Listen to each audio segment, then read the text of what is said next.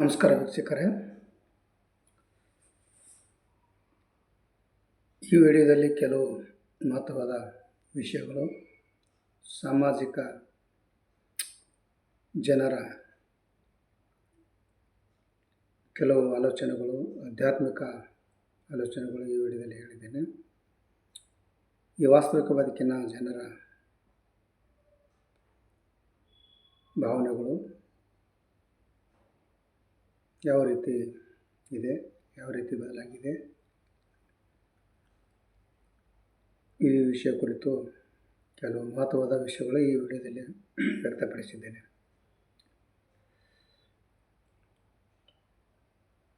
ಇಲ್ಲಿ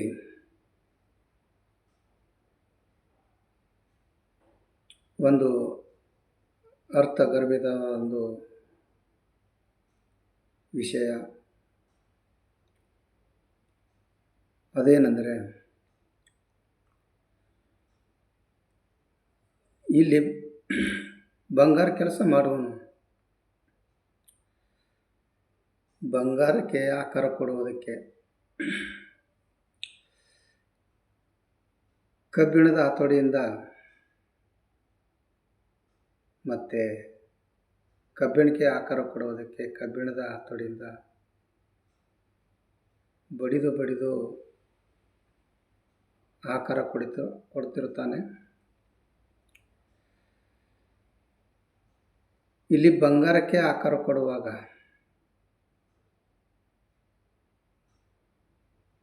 ಆ ಬಂಗಾರವು ಏನು ಹೇಳದೆ, ಏನು ಶಬ್ದ ಮಾಡದೆ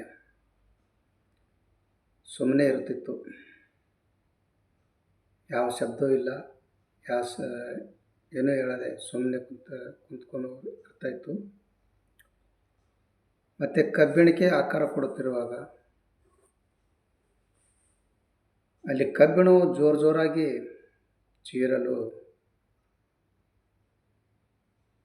ಪ್ರಾರಂಭಿಸಿತು, ಅಂದರೆ ಅಳ್ತಾಯಿತ್ತು. ಒಂದು ದಿನ ಬಂಗಾರವು ಕಬ್ಬಿಣಕ್ಕೆ ಒಂದು ಪ್ರಶ್ನೆ ಕೇಳಿತು, ಏನಣ್ಣ, ನನಗೂ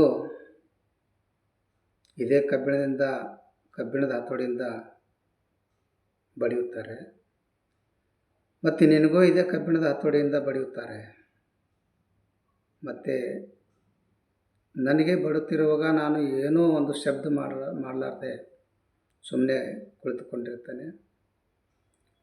ಆದರೆ ನಿನಗೆ ಬಡಿಯುತ್ತಿರುವಾಗ ನೀನೇಕೆ ಅಷ್ಟೊಂದು ಜೋರಾಗಿ ಶಬ್ದ ಮಾಡುತ್ತೀಯ, ಅಳುತ್ತೀಯ ಎಂದು ಕೇಳಿದಾಗ ಈ ಪ್ರಶ್ನೆಗೆ ಕಬ್ಬಿಣವು ಇಲ್ಲಿ ಭಾಳ ಸುಂದರವಾದ ಉತ್ತರ ಕೊಟ್ಟಿತು.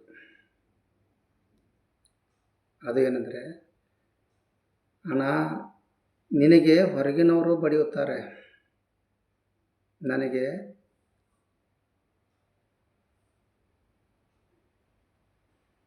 ಇಲ್ಲಿ ನಿನಗೆ ಹೊರಗಿನವರು ಬಡಿಯುತ್ತಾರೆ, ಅದಕ್ಕೆ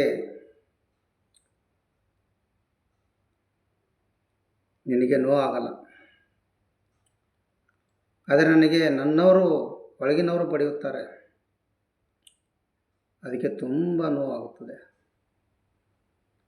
ಅದಕ್ಕಾಗಿಯೇ ಜೋರಾಗಿ ಅಳುತ್ತೇನೆ, ಶಬ್ದ ಮಾಡುತ್ತೇನೆ ಎಂದು ಉತ್ತರ ಕೊಟ್ಟಿತು. ಅಂದರೆ ಈ ಕಥೆಯ ಅರ್ಥ ಇಷ್ಟೇ, ಹೊರಗಿನವರು ಆಡಿದ ಯಾವುದೇ ಮಾತಿನಿಂದ ಅಷ್ಟೊಂದು ನೋವಾಗಲ್ಲ, ಆದರೆ ನಮ್ಮವರು ಆಡಿದ ಮಾತುಗಳಿಂದ ತುಂಬ ನೋವಾಗುತ್ತದೆ.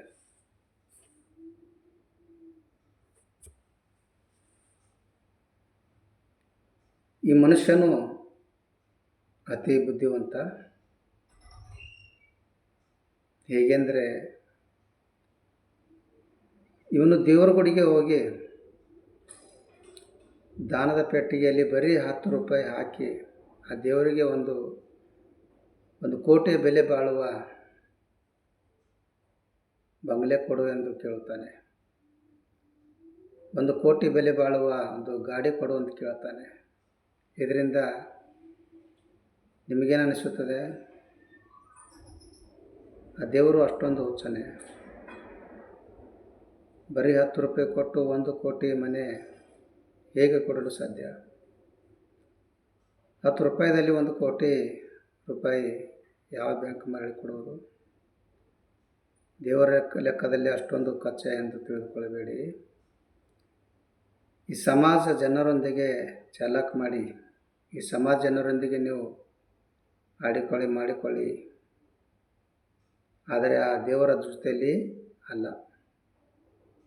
ದೇವರ ಮುಂದೆ ಯಾರ ಆಟ ನಡೆಯಲ್ಲ. ಕಷ್ಟಪಟ್ಟು ದುಡಿದರೆ ನಮ್ಮ ಸಂಪತ್ತು ನಮಗೆ ಬೇಗನೆ ಸಿಗೋದಿಲ್ಲ. ಇನ್ನು ಆ ದೇವರು ಹೇಗೆ ಕೊಡಲು ಸಾಧ್ಯ?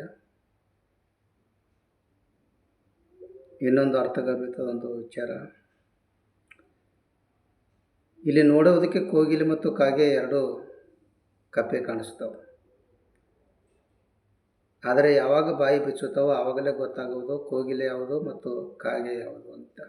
ಇಲ್ಲಿ ಬಣ್ಣ ಮತ್ತು ಸೌಂದರ್ಯದಿಂದ ಯಾವುದೇ ವ್ಯತ್ಯಾಸ ಇರುವುದಿಲ್ಲ. ಹಾಗೆಯೇ ಇಲ್ಲಿ ಮನುಷ್ಯನು ಕೂಡ ಯಾವಾಗ ಬಾಯಿ ಬಿಚ್ಚುತ್ತಾನೋ ಆವಾಗಲೇ ಗೊತ್ತಾಗೋದು ಅವನು ಜ್ಞಾನಿ ಅಥವಾ ಮೂರ್ಖನು ಅಂತ. ಬಣ್ಣ ಮತ್ತು ಸೌಂದರ್ಯವು ಇವು ಕೇವಲ ಕಣ್ಣಿಗೆ ಕಾಣುವ ರೂಪ ಅಷ್ಟೇ. ಇಲ್ಲಿ ಮನುಷ್ಯನ ನಿಜ ಬಣ್ಣ ಅವನ ನಡತೆ ಮೇಲೆ, ಅವನ ಸ್ವಭಾವದ ಮೇಲೆ ಗುರುತಿಸುವುದು. ಅವನ ನಾಲಿಗೆ ಮತ್ತು ಅವನ ವ್ಯವಹಾರದ ಮೇಲೆ ನಿಂತಿದೆ. ಒಂದು ನೆನಪಿಡಿ, ಯಾವಾಗ ಕಾಗೆ ಕೂಗುವಾಗ ಜನರು ಕಟ್ಟಿಗೆ ತೆಗೆದುಕೊಂಡು ಬೆನ್ನತ್ತಿ ಹೊಡೆಯುತ್ತಾರೆ, ಮತ್ತು ಕೋಗಿಲೆ ಹಾಡುವಾಗ ಜನರು ಮನಸ್ಸು ಕೊಟ್ಟು ಕೇಳಿಸಿಕೊಳ್ಳುತ್ತಾರೆ. ಇಲ್ಲಿ ನೀವು ನೋಡೋದಕ್ಕೆ ಹೇಗಿದ್ದೀರಿ ಎಂದು ಯಾವ ವ್ಯತ್ಯಾಸ ಬರೋದಿಲ್ಲ. ನಿಮ್ಮ ಮಾತಿನಲ್ಲಿ ಎಷ್ಟೊಂದು ಸಿಹಿ ಇದೆ ಎಂದು ಇದರ ಮೇಲೆ ವ್ಯತ್ಯಾಸ ಕಂಡುಬರ್ತದೆ.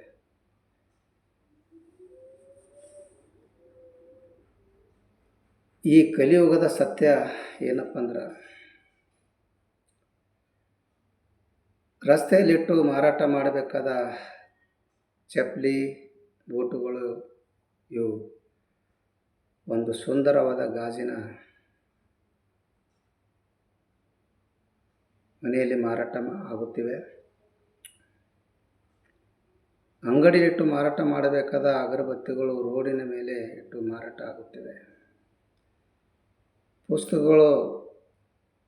ಪುಸ್ತಕದ ಮಳಿಗೆಯಲ್ಲಿಟ್ಟು ಮಾರಾಟ ಮಾಡಬೇಕಾಗುವ ಅವು ರಸ್ತೆ ಬದಿಯಲ್ಲಿಟ್ಟು ಮಾರಾಟ ಆಗುತ್ತಿವೆ. ಸೆರೆ ನಗದು ಆಗಿ ಹೋಯಿತು, ಹಾಲು ಉದ್ರಿ ಆಗಿ ಹೋಯಿತು. ನಾಯಿಗಳು ಮಕ್ಕಳಂತೆ ಮನೆಯಲ್ಲಿ ಸಾಕುವುದಾಯಿತು. ಹಾಲು ಕೊಡುವ ಹಸು ಮನೆಯಿಂದ ಹೊರಗೆ ಇಳುವುದಾಯಿತು. ಮಕ್ಕಳು ಹೊರದೇಶದಲ್ಲಿ, ತಂದೆ ತಾಯಿಯರು ವೃದ್ಧಾಶ್ರಮದಲ್ಲಿ. ಹಣೆಗೆ ಹಚ್ಚುವ ಕುಂಕುಮ ಹೋಗಿ ಬಣ್ಣ ಬಣ್ಣದ ಟಿಕ್ಲಿಗಳು ಬಂತು. ತಲೆ ಮೇಲೆ ಇರಬೇಕಾದ ಸೆರಗು ಹೋಗಿ ಮುನ್ಸಿಪಾಲ್ಟಿ ಜಾಡು ಆಯಿತು.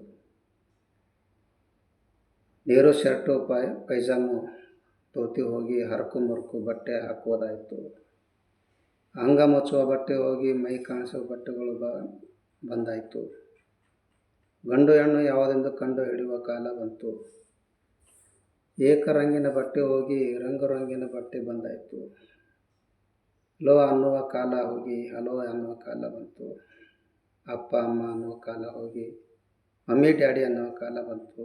ಇನ್ನು ಮುಂದೆ ಏನೇನು ಬದಲಾಗುತ್ತೋ ಆ ದೇವರೇ ಬಲ್ಲ ಸ್ವಾಮಿ. ಗುರುವಿರಿಗೆ ಗೌರವ ಕೊಡುವ ಬದಲಾಗಿ ಗುರುವಿರಿಗೆ ನಿಂದಿಸುವ ಕಾಲ ಬಂತು. ಈ ವಿಡಿಯೋ ಇಷ್ಟ ಆದರೆ ಲೈಕ್ ಮಾಡಿ, ಶೇರ್ ಮಾಡಿ, ಸಬ್ಸ್ಕ್ರೈಬ್ ಮಾಡಿ.